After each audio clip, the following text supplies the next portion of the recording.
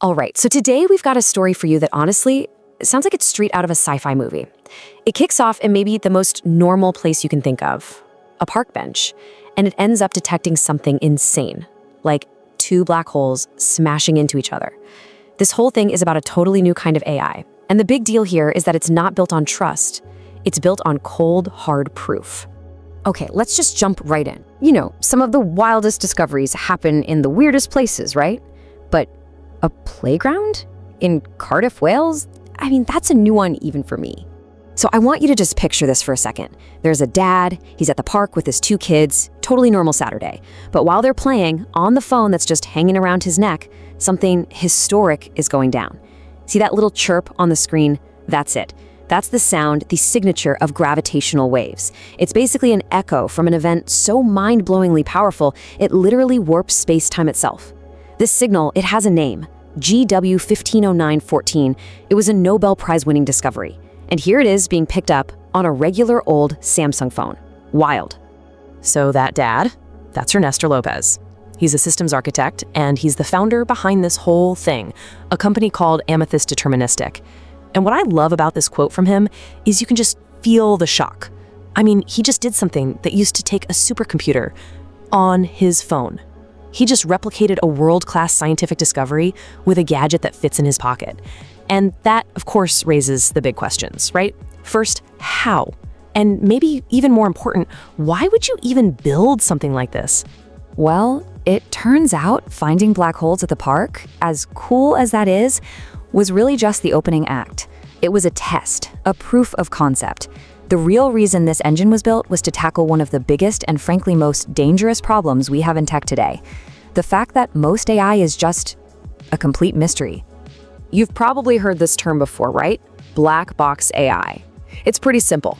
You dump a bunch of data in one end and an answer pops out the other. Maybe it's a medical diagnosis or a decision on a loan or a stock trade. But the part in the middle, the how it got there, the actual reasoning, it's a total black box.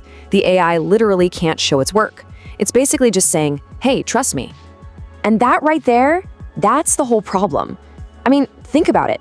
When we're talking about someone's life savings or their actual health, having a system that just asks you to have faith, well, that's not just not good enough, it's flat out dangerous.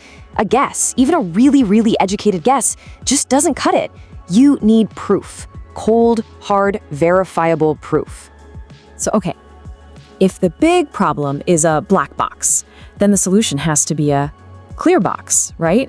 It's a totally different way of thinking about this. And this chart just lays it out perfectly. Look at the difference.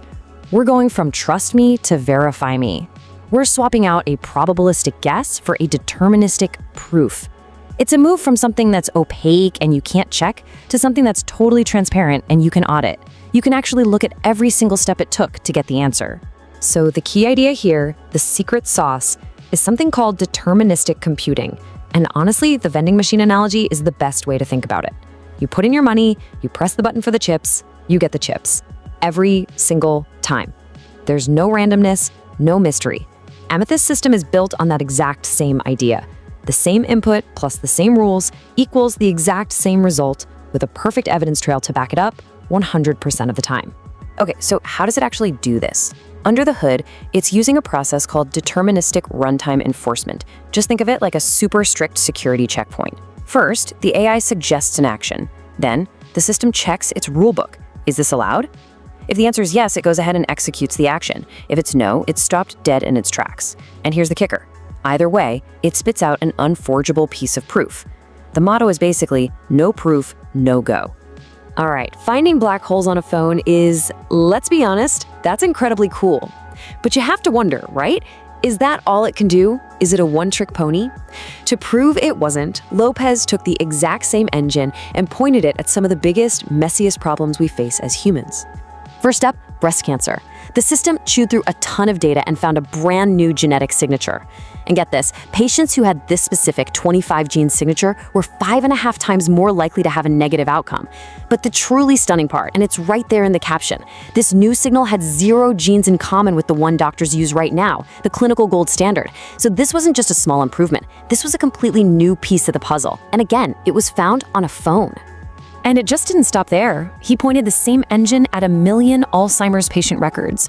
Boom, it found hidden patterns, spotting groups of patients who were declining way faster or even slower than anyone expected. Then he aimed it at 10 million financial transactions. And it didn't just flag a little bit of fraud, no. It reconstructed entire criminal networks, mapping out money laundering rings just from the raw data. So what does this all mean when you put it together? It's clearly more than just a really smart piece of code. This is about a fundamental change in how we even think about making discoveries. And this is really the bottom line. We're talking about a shift away from systems that can only predict what might be true, that black box guessing game, to systems that can actually discover brand new things. And this is the most important part, they can prove that what they found is real. It's about finally moving away from uncertainty and towards verifiable truth. And that brings us all the way back to where we started, on that park bench. That one incredible moment proved something so much bigger. It showed that when we build our tools on evidence instead of just belief, the power to make these huge discoveries isn't just locked away in some billion-dollar lab anymore. It's in all of our hands. So that leaves us with this final thought, right? If our AI could always prove its work, what would we dare to discover next? What hidden truths, what cures, what breakthroughs are just sitting out there, waiting to be proven?